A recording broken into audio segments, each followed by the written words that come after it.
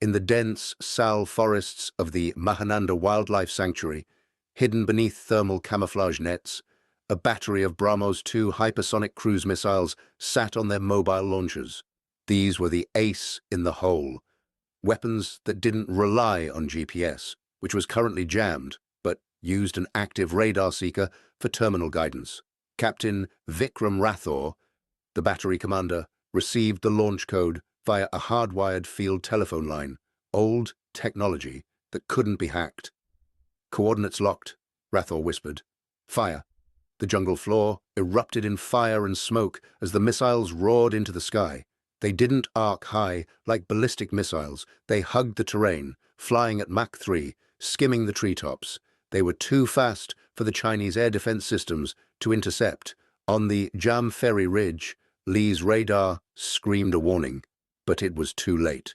The lead BrahMos missile slammed into the lead column of the Chinese tanks.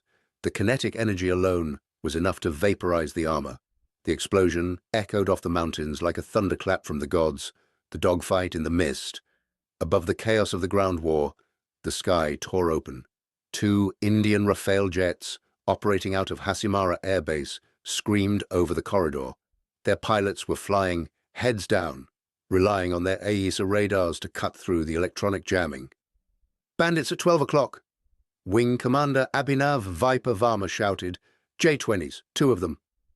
The Chinese J-20s, mighty dragons, were stealth fighters, invisible to long-range radar, but at this close range, in the humid air of the corridor, their heat signatures were visible. The air war over the Siliguri corridor was a knife fight in a phone booth. The Rafales unleashed their Meteor air-to-air missiles. The J-20s responded with PL-15. The sky was crisscrossed with contrails and the bright flares of countermeasures. One J-20 took a hit, its engine exploding in a ball of orange flame. It spiraled down into the Teesta River. But Viper's wingman was hit too, his jet disintegrating in midair. "Eject! Eject!" Viper screamed. But there was only static. The grunts wore back on the ground. The war had ceased to be about missiles and tanks. It had become personal. At the Sivok bridgehead, a platoon of the Gorkha Rifles was dug in. These were men born in these hills, men who carried the kukuri, the curved knife, not as a ceremonial weapon, but as a tool of war.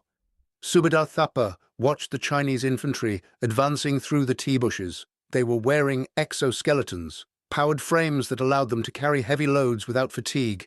They looked like robotic insects. "Wait for it," Thapa whispered. "Wait until you see the whites of their eyes." The Gorkhas didn't have the high-tech sensors of the PLA.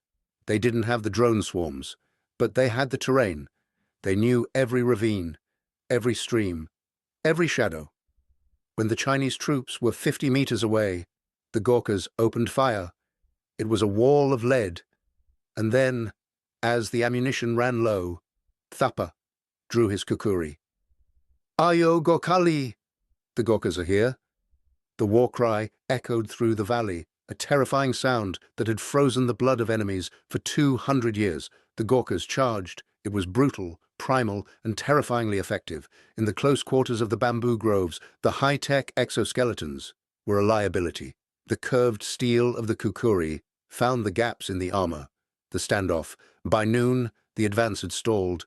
The BrahMos strike had shattered the Chinese armored spearhead. The Gorkhas had held the bridgehead. The Rafales had denied total air superiority. But the cost was catastrophic. The railway line was severed. The highway was pockmarked with craters. The Siliguri corridor was effectively closed to heavy traffic.